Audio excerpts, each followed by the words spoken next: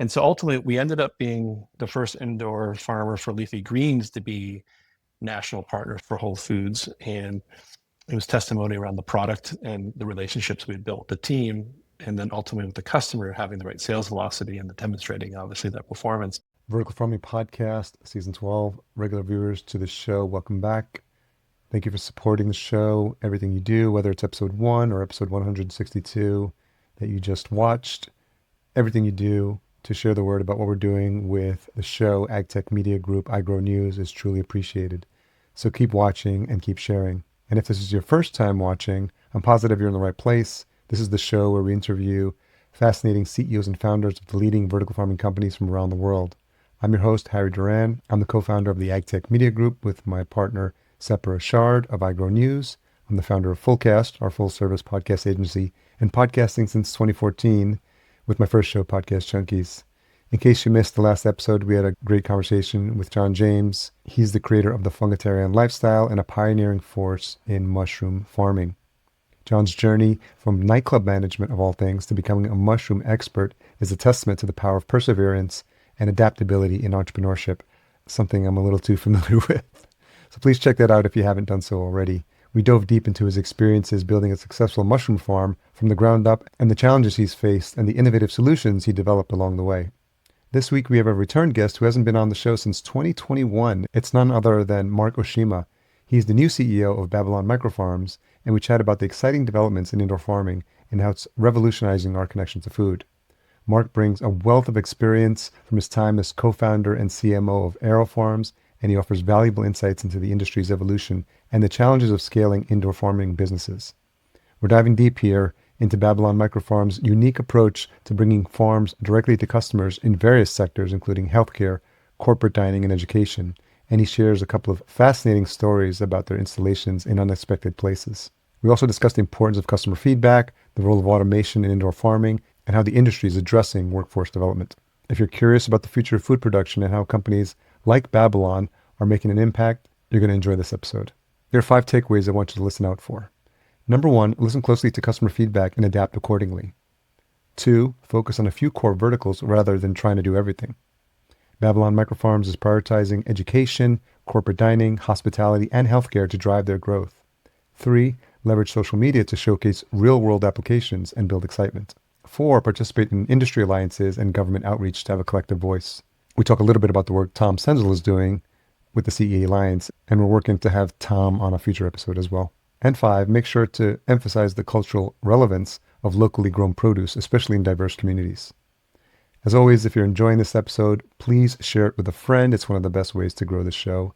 Don't forget to hit that subscribe button. And if you're feeling extra generous, head on over to verticalfarmingpodcast.com/love to leave a rating and a review. Nothing would please me more than to read it out on camera here in a future episode.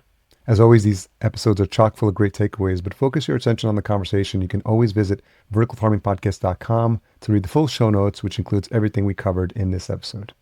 All right, let's get into this conversation with Marc. So Marc Oshima, new CEO of Babylon Microfarms. Thank you so much for joining me on the Vertical Farming Podcast. Yeah, really excited to be here, Yeah. and excited to be, continuing to share the next chapter and the work I'm doing within AgTech and, how we commercialize, how we scale businesses. Where have your travels been taking you lately? Whirlwind travels. So most recently, I was in Charlotte, Okay. North Carolina, but for a very important conference put on by the Senior Dining Association. And Oh, okay. senior care, part of healthcare, is a key vertical for us. So at Babylon Microfarms, we are into B2B selling. Our customers are major food management companies and their clients. We bring the farm to them, to Yeah. you. And the idea is we've developed all of the technology platform and something we call Babylon IQ. It's a network that allows us to see the entire fleet of farms and how we operate the farms. Mm. Today, his background, Babylon is operating in 5 countries. We have over 350 farms across key verticals. Yeah. And really what we think is the sweet spot is really within healthcare, corporate dining, hospitality, and education. And within healthcare, senior care is a really really interesting use case for us. And we have operators indicate that with the introduction of the Babylon Microfarms, these are farms that are going right into the client's dining rooms. It's Mm, driven engagement, and more importantly, it's driven consumption of leafy greens up by 35%. wow. And that's an incredibly compelling number. And we're excited to be able to drive that kind of experience and, you know, great tasting food, and they're Yeah. eating it. It's even better. So when we talk about how to have an impact on nutrition and this bigger platform, food is medicine, Hmm. it goes back to the old maxim: if you grow it, they eat it, and it's an Yeah. amazing connection. And that's ultimately what we're doing, is fostering this greater connection, you know, with your food, where it's come from, how it's prepared, how is it grown, even more importantly. And we're excited to be part of that. It's interesting that aspect of the visual component because I've mentioned to the team every time I go to Indoor AgCon, the placement of the mini farm at the sign up desk. And I don't know if it wasn't, this is the first year it wasn't, but it was just noticeable every time. And you think about this visibility of the food you're about to eat. You know, sometimes you go into these high-end steakhouses and they've got, you walk past the dry aging room with the glass in Mm-hmm. it or the Yeah. wine cellar. And this is interesting because, you know, you touched on something that's important. It's it's not something that's just relegated to like toss salad as the option on the menu. Like Right. educating people as to like the difference between something that's actually, made locally, made, picked fresh. And I think what you're speaking to is this visibility aspect and how high-end restaurants are thinking about this now. I think is pretty smart because people see that and they just get naturally curious, right? You're having dinner and you're like, what's this beautiful display? And they've come to realize that it's actually food in there and not Yeah. just ornamental. Yeah, I mean, that's what's absolutely compelling about this. And yeah, there's all these, you know, healthy aspects around biophilic design. So this connection with nature, and, Yeah. you know, you see something green and there's vitality to it. So you just naturally feel good. It releases endorphins. Yeah. And then you open it up and then you can smell it and you get the sensorial delight, and then you get a chance to eat it. Right. And Yeah. like you said, you know, it's harvested right at its peak flavor, peak nutrition. And it's this proposition of, you know, it's grown, so, you know, to the menu, you know, the chefs are thinking from a culinary standpoint, you know, how to prepare, how to source, and how to utilize the product. And so it's a really complete, you know, closed loop system here in terms of the growing, and then, you know, it's bringing the farm to table experience, you know, Yes, to every meal. Yeah. absolutely. So we last spoke in 2021. I had to look up the date. It was a while Yeah. ago. Amazing. And Yeah. there was a lot of things going on in the industry and then obviously in your life. You had previously held the position of CMO at AeroFarms. So I'm curious now, like in the transition from that CMO role to now CEO, are there any sort of leadership beliefs or strategies that you've had to like unlearn in order to succeed at like what I imagine is a smaller and faster moving organization? Yeah. Well, a couple things. I mean, first, well, I was the CMO, I was also the co-founder. And so Yeah, you wear many hats, right? So you're yeah, yeah, always thinking about all aspects of the business and understanding, you know, how to build a business. Actually, one of the things that I think is really important is that those business fundamentals. And so, yeah, when you think back, you know, I have a career of over 30 years in business, driving large scale commercial businesses. It's understanding, you know, what is the right economic model? mm, Who are your customers? How do you uniquely serve them? Those lessons don't go away, you know, depending on, you know, because it's a different size organization, or it's sure. B2B versus B2C. It's really understanding, you know, those core fundamentals. And so I think, and that's allowed me to just bring a real keen focus to be able to think about the business at hand. And I think bring that focus is really important because it's just based on the years of experience of understanding, you know, what are the key drivers. Approach that we're trying to do is actually one of focus. And I use that Mm, word in terms of streamline and focus, which is within an emerging company, you know, you try a lot of different things. You see, you know, what works, where the applications may be. And for Babylon Microfarms, the exciting thing is that there's a very fertile area of so many different verticals that we can be going after and have an hmm. impact. But what we said is we're going to go for right now on four key areas that we've had the most success. And that's around education, corporate dining, hospitality, and healthcare. Okay. We have units at retail. We have units at nonprofits. We have units, you know, at many different verticals. But right now, for the company is, and what made Babylon Microfarm so attractive is that they have this track record. They have its Yeah. history. You talked about even your own experience of seeing it, creating that wow factor, and that's really been, you know, the statement. piece is the showpiece has been this gallery unit that we have, and it goes right into, not the kitchen, but right into the dining room, and Yeah. sometimes it goes right into the lobby or Yeah. entranceway, Yeah. of our partners. That's how much of a showcase it is, and how exciting, they're about how excited they are about the product offering. But then you couple that with, we have a really talented team. We have an amazing account support. And so one of the things that really differentiates Babylon Microfarms is around the customer experience and be able to support and really make this much more turnkey, from the installation to the ongoing management. And then you think about the great customer base. And so we're working with all the major food management companies. And so when we think about, how do you scale the business, it's, how do we go deeper with these partners? Mm. You mentioned a couple of different things that were attractive in terms of the approach that Babylon Microfarms has taken. Did you have or were you considering a lot of different offers in that transition time between deciding what your next move was going to be? And, was it really like the entire approach that you just outlined and their offerings that really made it an easy decision for you for what your next chapter would look like? Yeah. So there were certain things I had as criteria. I was very fortunate in terms of, um, before coming to Babylon Microfarms, I was doing consulting with Hmm. global clients around the world. And Yeah. my background, even before AeroFarms, I had been in the supermarket and the food, Mm. specialty food business. And so I was working with food companies as well as AgTech companies, and getting a chance to think about, again, how to help them with their commercialization. But my passion has been in this indoor farming and helping build, not just companies, but an entire industry. And that passion is understanding, where you can uniquely, address the market.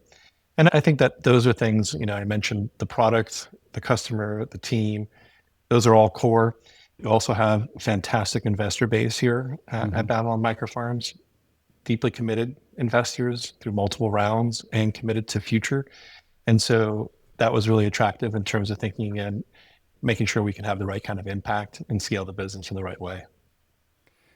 When you think about how much talk there is about automation in the industry, how do you feel like that needs to get balanced? And, maybe specifically Babylon Microfarms or even the industry as a whole, Mhm. balance that with the human touch that's needed to build these emotional connections that you're speaking of with food, especially in places like, like schools and hospitals. Yeah, I think that's a pretty complex kind of framing. And I'll talk first about automation in terms of the benefits. Yeah. And it's about scale, it's about economies, it's about efficiencies. It makes sense at certain size organizations. At the same time, what we're talking about, in particular with the Babylon Microfarms, is around a connection with the food. And so Yeah. this idea of engaging, the client, the operator, the resident to be hands-on, we're giving them the tools to be very successful so that they can have that successful harvest. But, we're telling them when to transplant, when to harvest, what's needed, in terms of to be able to support the system. Yeah. uh, to give you a little bit of background on the organization, it's been around since 2017, and then they're working on their ninth generation of technology. Mm. So a lot of lessons learned in which Yeah. each one of those iterations in terms of understanding how does that operate. And I think that's what makes it unique is that we now have so much years of operating history in different Hmm. environments, different geographies, and we've made it turnkey. We now have our farms cruising the world on cruise ships, literally cruising Yeah. on cruise ships. And it gives you a sense of the autonomy, the self-autonomous aspect, and how Yeah. resilient, the farming approach is. And I think that just speaks volumes to what the team's been able to accomplish so far. Has there been an installation that has surprised you when you first heard about it? The fact that they were a location that was actually interested or, and thriving with a small farm? Well, what I've been really excited about is just really the breadth of customers. And when we Yeah. talk about Yeah. high profile customers, even before I took this role, a friend of mine sent me a photo of one of the Babylon microfarm installations at the Intuit Dome, which is Oh. the state of the art dome that Steve Ballmer made for the LA Clippers. And it turns out we have 6 of our farms located there and growing. And it's fantastic to see in different venues, how it shows Yeah. up. But I mean, if I tell you that we're at Mayo's Clinic, right? The premier, for healthcare. If I tell you Mm. that we're at the U.S. Olympic Training Center, I Oh. mean, unbelievable. We're at LinkedIn, corporate offices. We're at top, universities and top, schools. It's incredibly exciting. And the Mm. proposition, we just had some school ribbon cuttings for public schools within New York City school system. And so the idea Oh that yeah. it can have the right solution in these different environments and create the right kind of engagement and inspiration is incredibly exciting for us. Yeah, I think so. Something Stephen Ritz posted something recently, a partnership with New York So City Stephen schools. Ritz with the Green Bronx Machine is Yeah, actually one of our partners. He's yeah, our education ambassador, but more than that, he's a life ambassador, right? yeah. And he's out there evangelizing what we need to do in terms of the students, education, and how indoor farming is part of that. But he's teaching more than farming skills. He's teaching these life skills to the students. Mm, And his message is actually extended down to the corporate world. yeah, He's a sought after, subject matter expert in terms of health and wellness. And as you know, the energy there is just incredible. yeah. So yeah, we're really fortunate to have him as a partner. Seeing Stephen's partnership as an example, where do you see we are in the industry with this wave of like educating like new folks, new kids in high school, early college to be thinking about careers in this industry? And do we need 10 more Stevens, or is there another approach, or are there other approaches that you're seeing that are making waves and bringing more awareness into this from an educational perspective? Yeah, well, even with Stephen, look, he has one of the top 100 education programs in the world. He works with thousands of schools around the world. So there's ways of scaling, the impact that Stephen's doing. But the reality is it's just scratching the surface when we think about, and that's also when we think about the total available market. There's so much more for us to be able to operate within. And that's what we think is exciting in terms of that runway. We need to find the right partners, though, that can help drive the scale. And so, you know, we need to be selling not just a school, but can we sell a school district in terms of driving is the kind of impact that we're hoping to be able to do as quickly as we want to be able to do. But you're right, there's a new generation coming up every year, and so the idea that we can have that impact, and we're trying to think about how do we fit or how do we work within bigger programs. One of the organizations that I'd worked with at Aero Farms, and then I'm excited that there's opportunities now with Babylon Microfarms, has been the World Economic Forum. Oh, So wow. prior work had been around healthy cities, healthy communities initiative. We're now involved with something called Yes Cities. We were part of the Yes San Francisco pilot and Uplink and the World Economic Forum that kicked off earlier. And that was so successful. That's now been extended into a broader World Economic Forum for 50 different cities that they're going to be rolling this out to. And so finding the right partners is found, thinking about how you can scale efficiently, from that standpoint. And so organizations like that can help us from a networking standpoint as well. Do you think this topic, thinking how you've worked alongside nonprofit and work public schools and corporations and hospitality brands, do you see a mindset, a difference in the mindset across these sectors when it comes to embracing this concept of decentralized food production? And do you find that Babylon is adapting its message to meet them where they are in terms of what their objectives are?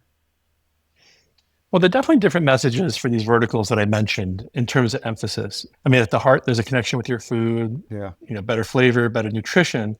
But, it could be, on the education front, it's around STEM, the science, technology, engineering, math. It's around food values. What we see, though, maybe on corporate dining is around employee wellness. We see a big push as well around sustainability. So there's different messages that can, resonate in different ways and be meaningful in different ways depending on the vertical.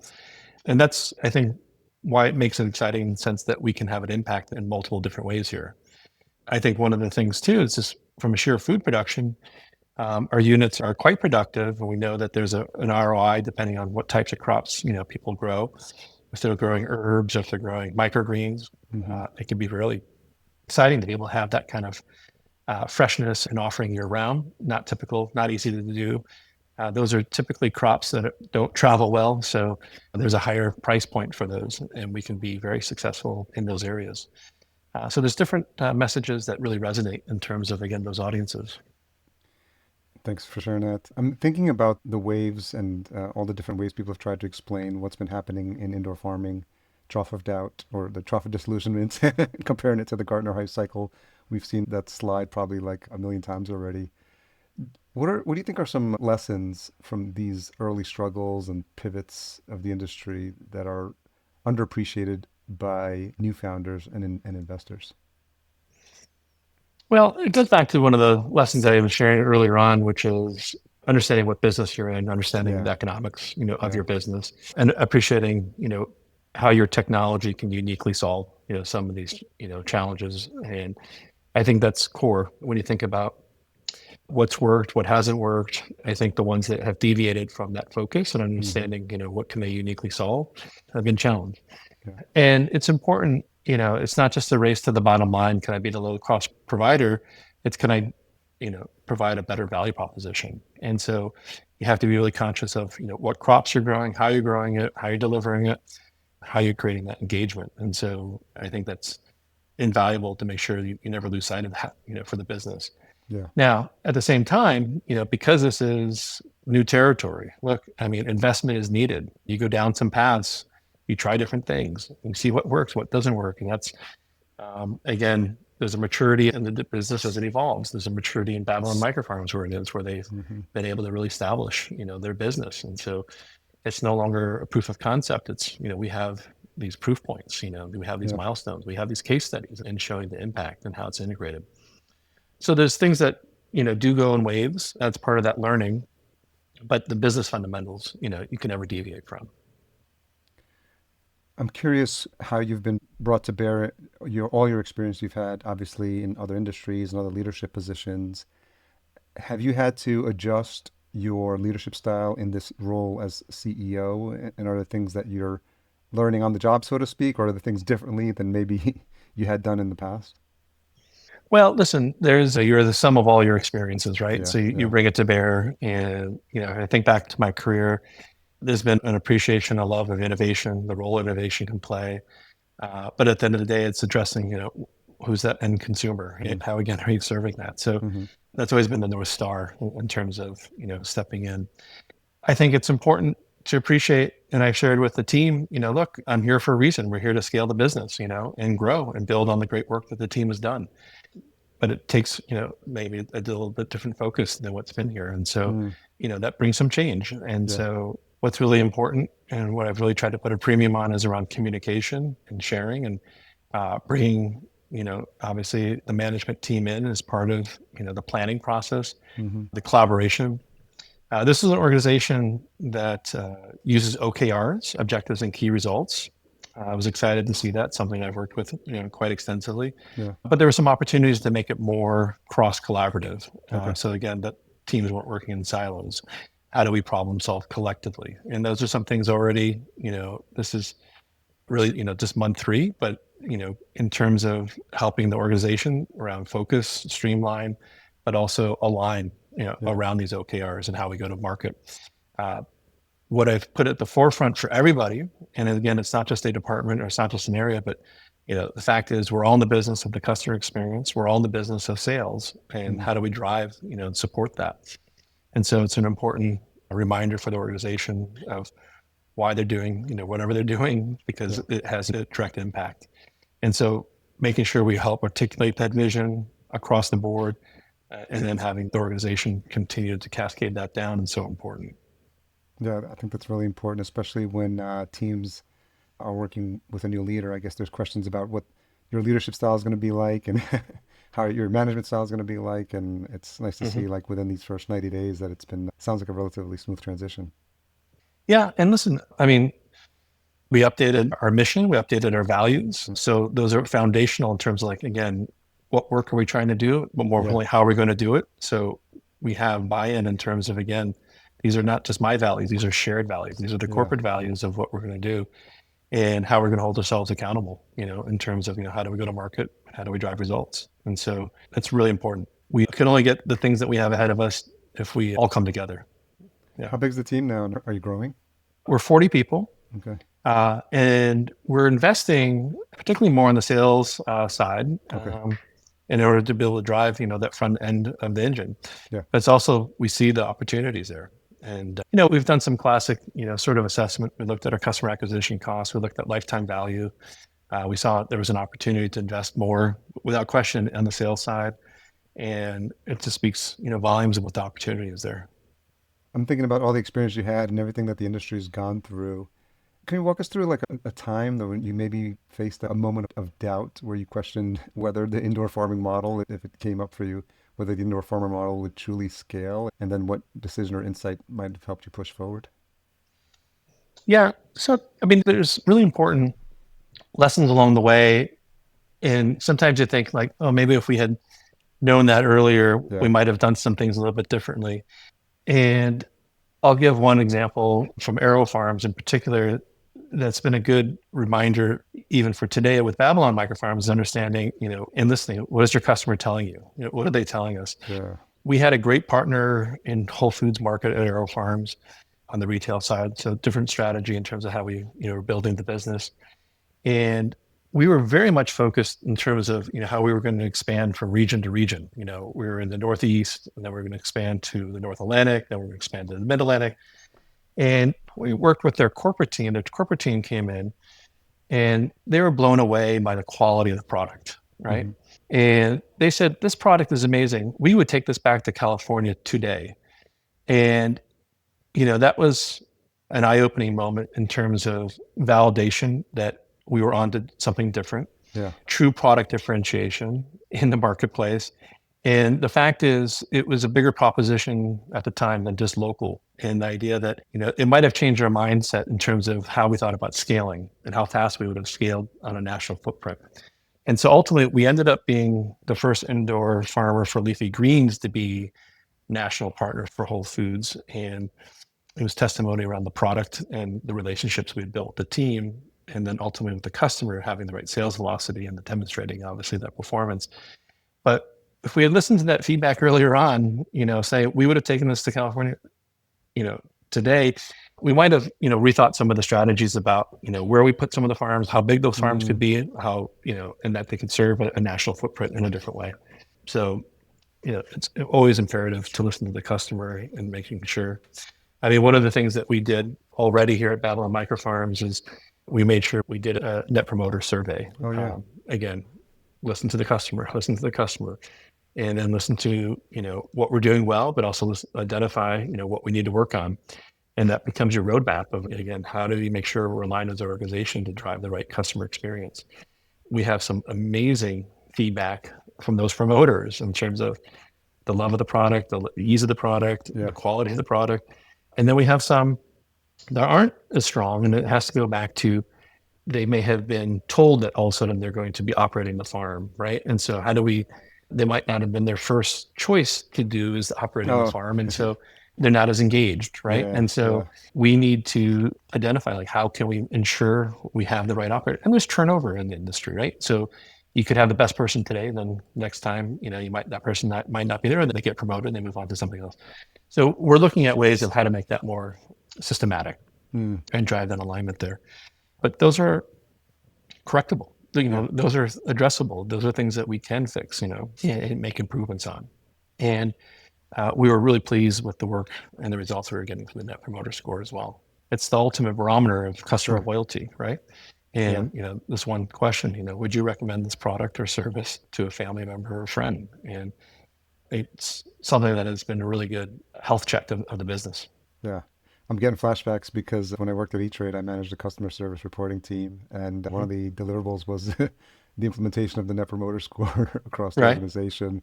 And Yeah. it's a very simple question, but there's a lot of complexity involved in like implementing it and obviously following up on it. But again, to your point, Yeah. if you don't ask the questions, you don't know, Yeah. and you're sort of living in this world of like, you're just hearing the good news and not the full Yeah. picture. Yeah. We're So really it's, yeah, prioritizing, the voice of the customer. We're yeah. doing UX interviews. We're doing these surveys, the Net Promoter Score. So it's, again, making sure you're listening to the customer, and that's helping us inform, how we prioritize, the work we're doing. Is there something that they've asked for or folks are looking to in terms of like a future development or an enhancement to the existing product line?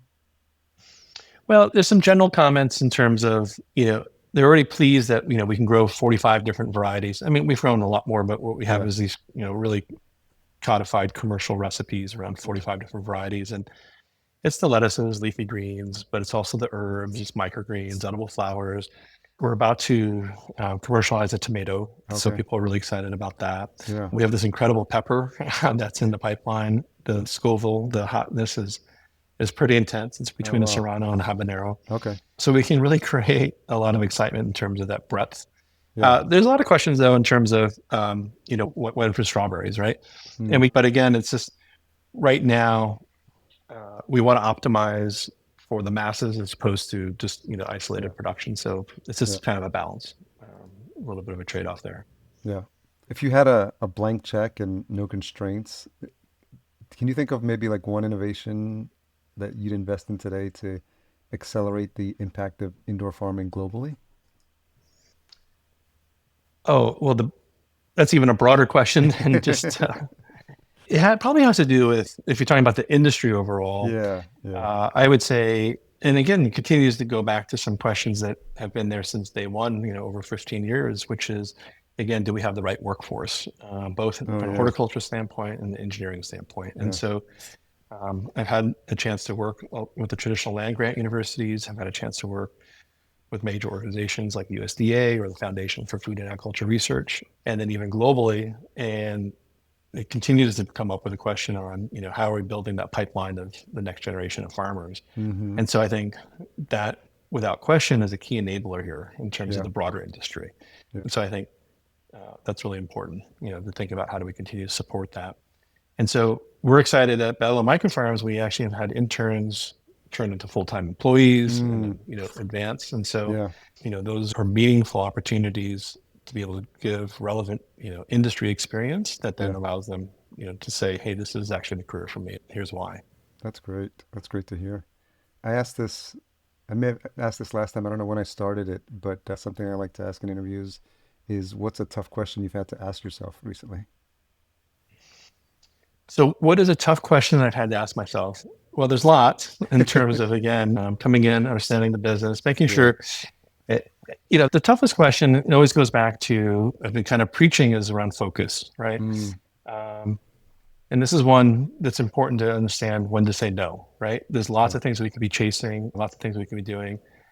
There's no question, I see huge applications in these other new verticals. We have a huge opportunity to do something within the world of spas, right? Mm. But we said today as an organization, we're going to focus on the four core verticals that we've mentioned. Yeah. And so it's making sure we don't lose that sense of focus and prioritization. That makes a lot of sense. So there's a lot of talk about the importance and the definition of farm to table and local food. If we look ahead, 5, 10 years, do you think that's going to change? And do you think micro farming is going to play a role in how people understand about this concept of like local food? And what I thought was interesting, when I heard about it, is you could call something local, I think, if it was within 100 miles. There's some weird definition of like local food versus like hyper local now is the term people are using now. So obviously with Yeah. the So unfortunately, there's not a good definition still on that yeah. local. Some have it defined at the state level, some at the region level, but there's nothing that definitively says. Now, the consumer, if you do research, is typically said under 100 miles, but that's, really very much a hyper local. But now it's like, ultra local or hyper local. We have been highlighting even our own communication about the Yeah. Babylon, right? Yeah. The on-site, farming, on-site, literally the idea that the farm is with you, right? Yeah. Yeah. We've worked on messaging like we bring the farm to you, so it's like Yeah. right Yeah. with you. So there's things that we're trying to create even more distinction and differentiation there. Hmm. There's words, the idea, uh, if you think within the world of culinary, you're preparing a dish a la minute would be like, right at the moment, Yeah. and we're saying harvest a la minute, right? So the Mm. idea of hyper, Yeah. Yeah. not just At the hyper, but actual table. right? The idea to elevate that further. Now, I mean, and we're seeing our customers embrace this and the idea of going further. Yeah. I mentioned that we're seeing our farms not just in the kitchen, but in the dining room. But we're at the JW Marriott Mall America. Our farm that we have there is actually in the bar. And Okay. so we're talking about that farm is growing specific herbs for, the bar menu and the culinary Yeah. and creating the theater right there. And so Yeah. it's a different connection and different immediacy. It's creating that excitement there. And so, I think the closer we can get to the food, the more excitement we can get. And a reminder to people of like how important that is. And there's so many people who still today say, "Oh, that's what it used to taste like," Mm, and you were talking about, you know, where are we going to be in the future? I feel like obviously that generation is going to move on, and when you have that connection, with that moment, that place, that time, mm. you're talking about culture, right? Yeah, You're yeah, yeah, talking about your heritage. Then yeah. you're talking about your upbringing. You're talking about values. You're talking about these experiences. And so what I'm excited about, and literally, I couldn't script it myself even better, but like for example, I'll give you an example of like when we did these school ribbon cuttings, Yeah. New York City Public School. We opened up at PS 25 in the Bronx. I think about 80% of the student population is Hispanic, 20% African American. The exact same day, we went over to Queens, PS 62. Mm-hmm. 80% is Bangladesh and 20% Hispanic.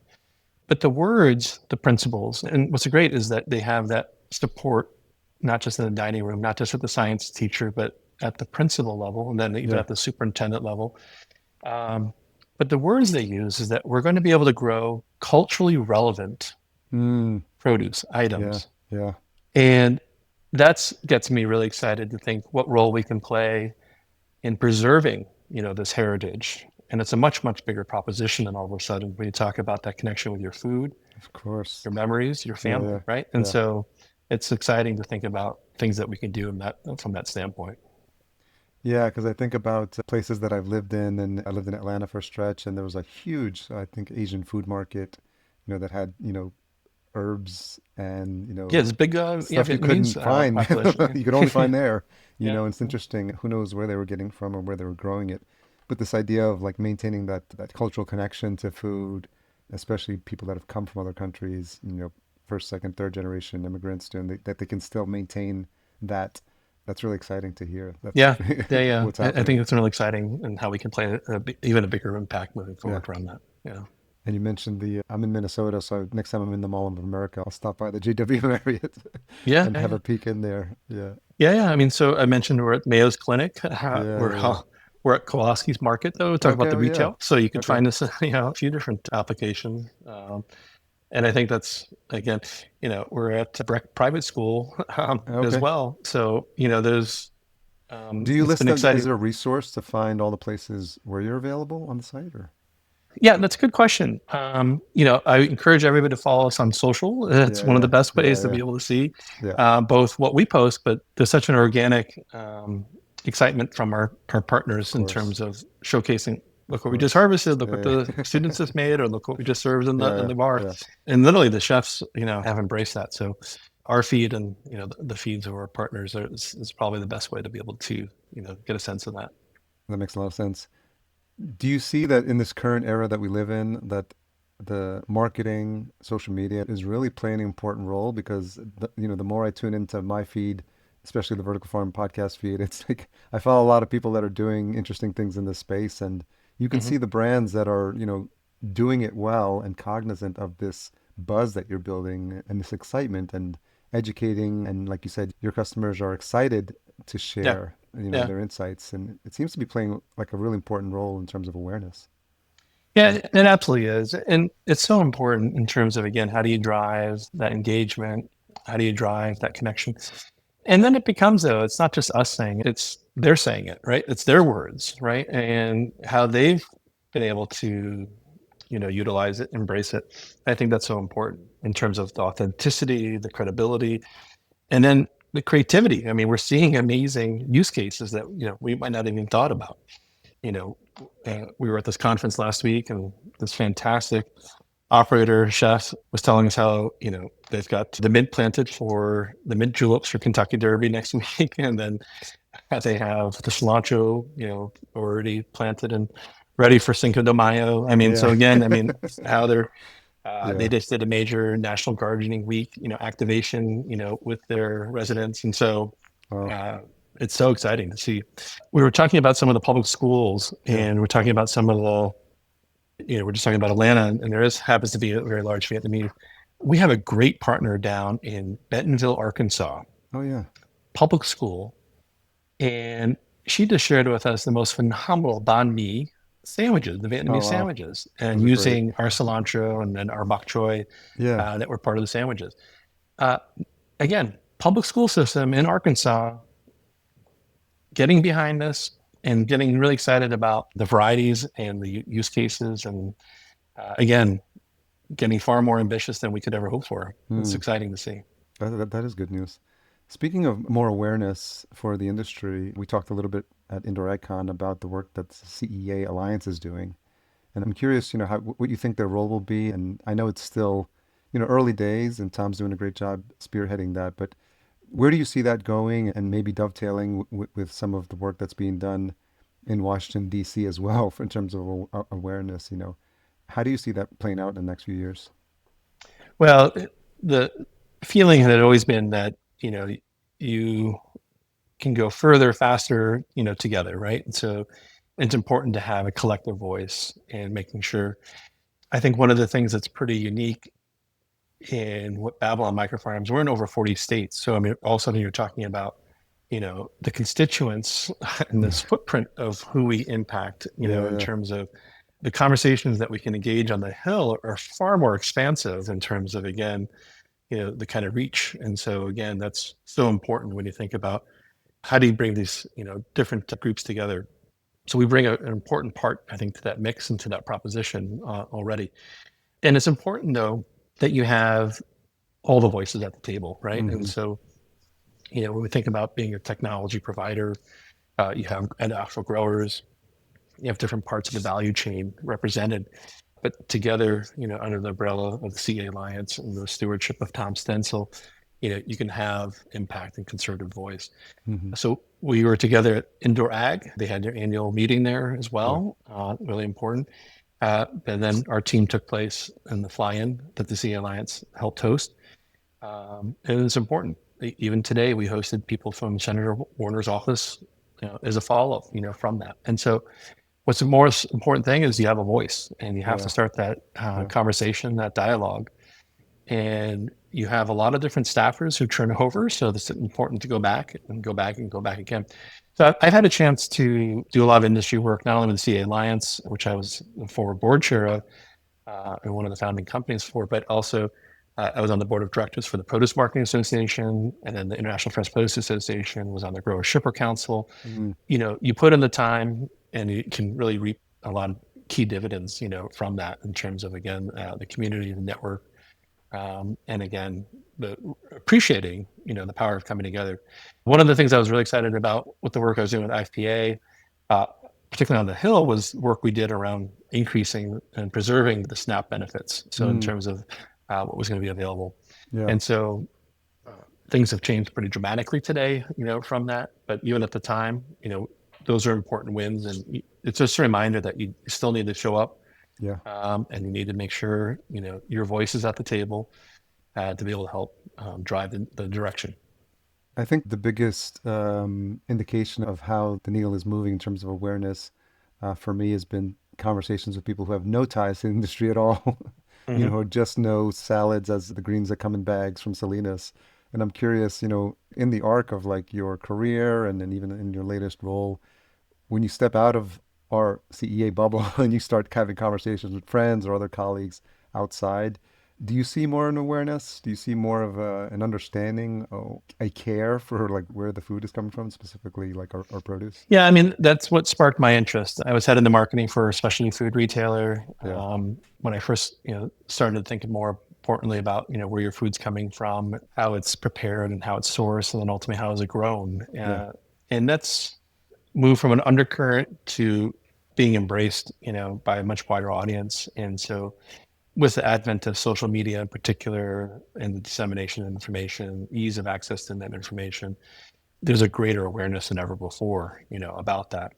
Uh, Obviously, major aspect of COVID was putting a major, spotlight on how fragile our supply chain is, yeah. and I think that also heightened, people's awareness around, hey, we need to think differently about some of the food solutions and some of the growing, opportunities, and so there's a much bigger movement and awareness. And then you factor in obviously the macro pressures of climate change, drought, hmm overuse of pesticides, worker welfare, worker availability, right? All of hmm those factors are making farming even more challenging than ever before.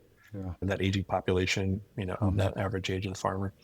So if you don't embrace the technology, and you find that the very successful, companies that are there in the produce industry are the ones who have embraced change and embraced technology. Yeah. They've found a way to adapt.